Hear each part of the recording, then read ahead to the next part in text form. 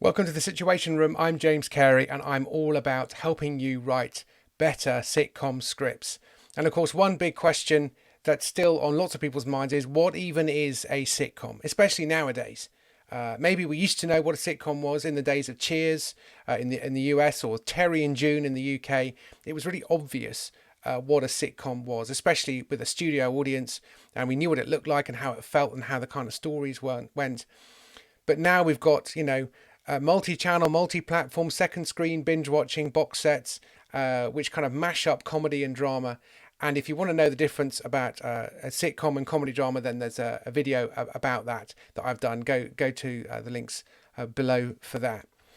But there's also loads of comedy drama but actually sitcoms themselves have not changed as much as you might think. And your idea of a traditional sitcom is not that far away from what a sitcom actually is.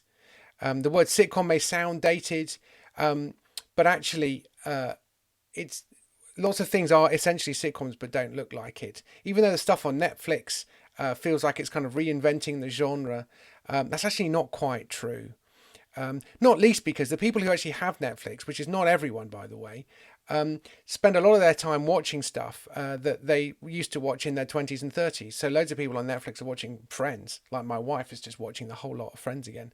So people are still watching traditional sitcoms.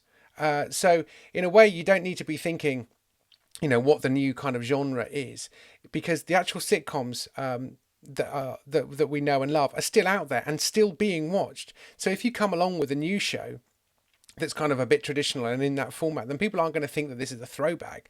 This is the kind of stuff that they're watching all the time now. They're watching Frasier reruns, but also they're watching new shows which are still sitcoms. There are plenty of new shows, like, after Friends came How I Met Your Mother, and then there was Big Bang Theory and a whole lot of other shows. I mean, what could be more mainstream in sitcom than Big Bang Theory? And the show is absolutely gigantic.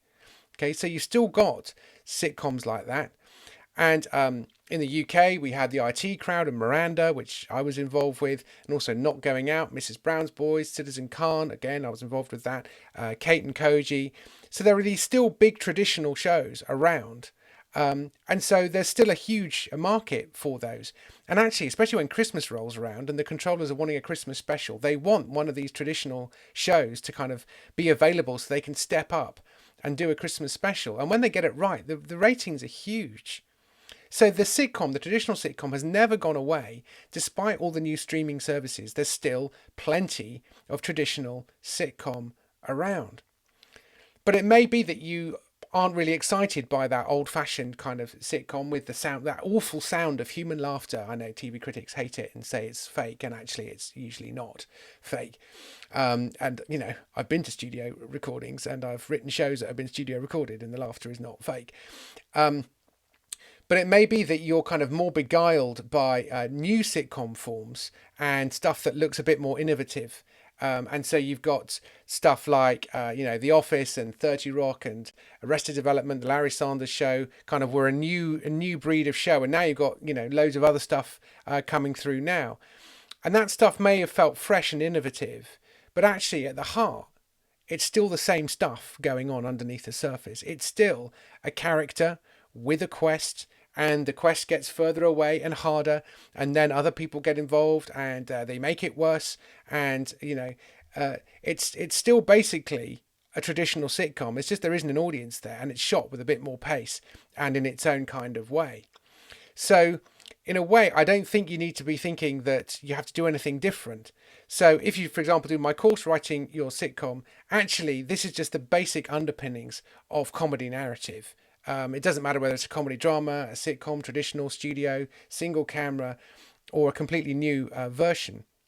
So that's why I really do think that you can have confidence in the sitcom formula. And it may be that you think that you need to come up with something breathtaking and original as a format. And actually, you really don't. Because so the temptation is to try and reinvent the sitcom. And as if writing a traditional one wasn't hard enough. But actually, I don't think you necessarily need to be doing that. Now, Let me give an example here. Dinner Ladies is a show that was written by Victoria Wood, who unfortunately was died far too young. She's a comic genius, and she did a sitcom called Dinner Ladies that was a monster success. And on the 30th of December 1999, the show drew an audience of 15 million people. That's a quarter of the UK population. That's a lot. Okay, that's a lot. And actually, it's quite an edgy show when you look at it, and it's quite rude, actually. And I spoke on episode 153 of the Sitcom Geeks podcast. Dave Cohen and I spoke to Jasper Rees, who wrote a book about a biography of Victoria Wood called Let's Do It. And he knew her relatively well and interviewed her quite a few times, and then did this book. It's a really good book, well worth getting hold of. And he says that Victoria Wood made the first series of Dinner Ladies, and then she saw The Royal Family. The show with Craig Cash and Carolina Hearn, and she was just like, oh, I wish I'd done that. I could have done that. Why didn't I do that? And this was the year before The Office came along as well, although The Office had been thought of a few years earlier and they didn't want it on TV because they didn't like it. The idea is that Victoria Wood wanted to do this kind of much more subtle, low-key thing, and to be honest, she would have done that really well as well. But actually, it's just worth noting that there was then a change about 20 years ago. The royal family, almost paved the way for The Office. The Office was huge in the UK and in the US. In the UK, there was then a show called The Smoking Room, Him and Her, Early Doors. Roger and Val have just got in. And a modern day equivalent of that would be something like This Country. Which does well as a show, critical acclaim, all that kind of stuff. Now, it's easy to watch those shows. Here is the difficult bit. It's easy to watch those shows and just think, oh, okay, I can write a show like that, and be beguiled by the fact that not very much seems to be going on. But actually, I read quite a lot of scripts that are written with people, I think, trying to do that kind of thing. So for the BBC Writers' Room and various other things, I end up reading scripts. And what I actually read is a script which is not less is more, but just less. You've got characters in rooms, in scenes, long scenes, talking to each other about not very much. Nothing much is going on. It's not so much subtle as just the fact that it's uneventful. And the characters don't seem to want anything. They talk about themselves a lot. They talk about how they feel a lot. And actually, this isn't great. And so what usually ends up happening is that you've got characters in search of a story. That's the quest. They're kind of wanting something to happen. And then maybe something happens and then they react to it and then it's over. Okay. I read tons of scripts like that. Okay. And I really want to help you through this channel and also my video course, Writing Your Sitcom, to write scripts that don't do that. Because if you can write a script that actually tells a story, and it's kind of set up right, and the characters are have quests and that kind of stuff, then it really will stand out. It really will. So have a look at that course, but I'll get onto that again in a moment. But I think also the other thing that had a big impact 20 years ago, 30 years ago, is Quentin Tarantino. So he's got lots of characters who just kind of talk and talk and talk and talk. And he's got this he kind of made his name with this kind of way of talking. And but the thing is, what people miss is that banal conversation is all the more remarkable because it's happening in an important movie that's kind of about stuff, where stuff is happening. And so you've got assassins talking about, McDonald's meals and Happy Meals or Royale with cheese or whatever it is. And you've got that comic juxtaposition that and you get that in Family Guy as well, where because it's animated, the moment something happens in real time, almost as it were, it just feels really funny because it's just suddenly slowed down. So that bit where Peter Griffin kind of bangs his knee and lies on the ground just going, just for ages, or the bit where there's a frog that he's trying to get out of the window and it just it slips everywhere, and it just takes for absolutely ages. And it's funny because animation is intrinsically a quick medium, and suddenly he slowed it right down. So those things again are much more complicated than they look, and they're doing things that the moment you try to mimic them in a script, actually it tends to go wrong. And it tends to be nothing very much is happening. Now, there's another show I want to talk about, which is an example of what can be, hopefully helpful and inspiring. The thing about trying to reinvent the sitcom, which is what we're kind of talking about in this video in a roundabout, slightly kind of a way, is again, it feels like you need to make a change for the sake of it. Wouldn't it be cool if we showed phone messages during the show, or we had this, or we did that, that every other scene was in reverse or something like that, just some kind of format point that would set it apart from other shows. Again, why are you doing that? You need some characters, you need a story, you need a quest, you need a world, you need a reason for the show to exist.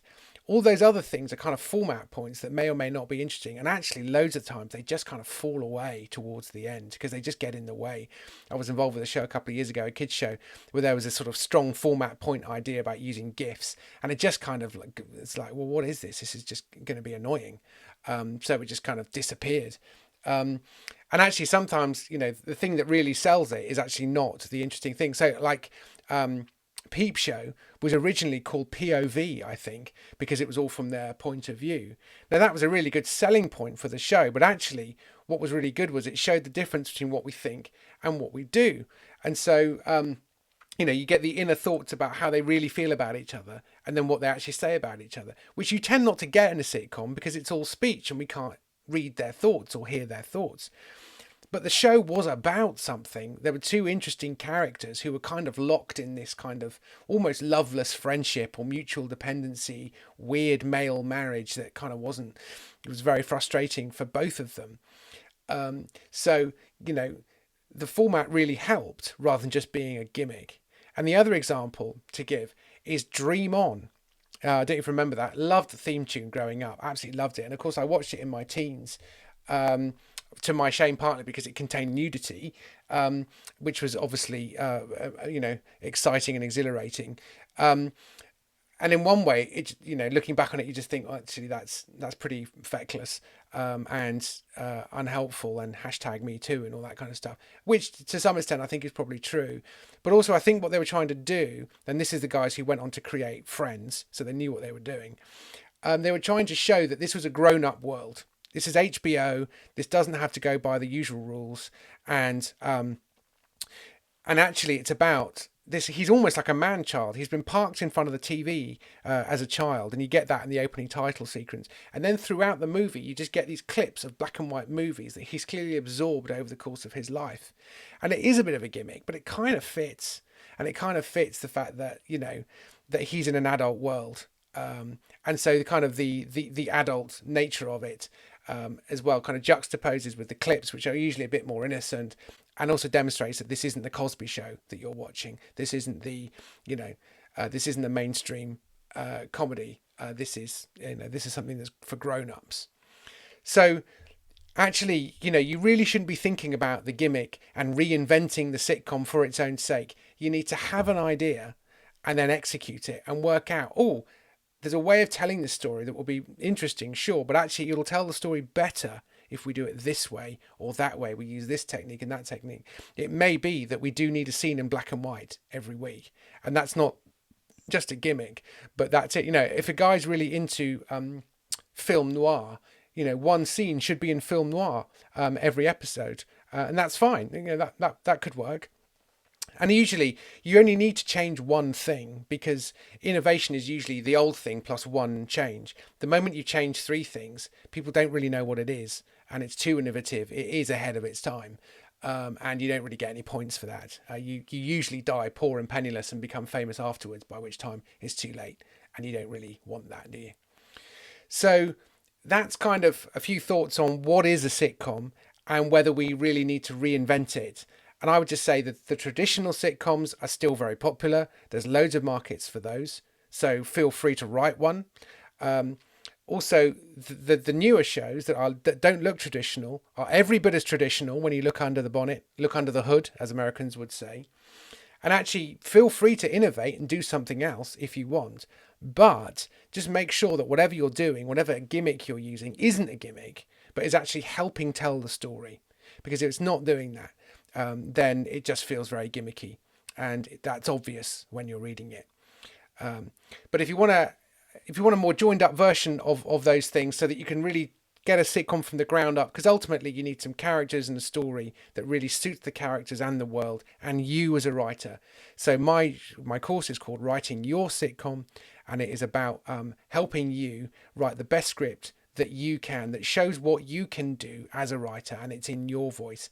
Obviously not all the characters are in your voice, one of them may be or may not be, but the idea is that I'm trying to help you get that script as good as it can be. And it isn't just a gimmick. It isn't just one of those scripts where people are just talking.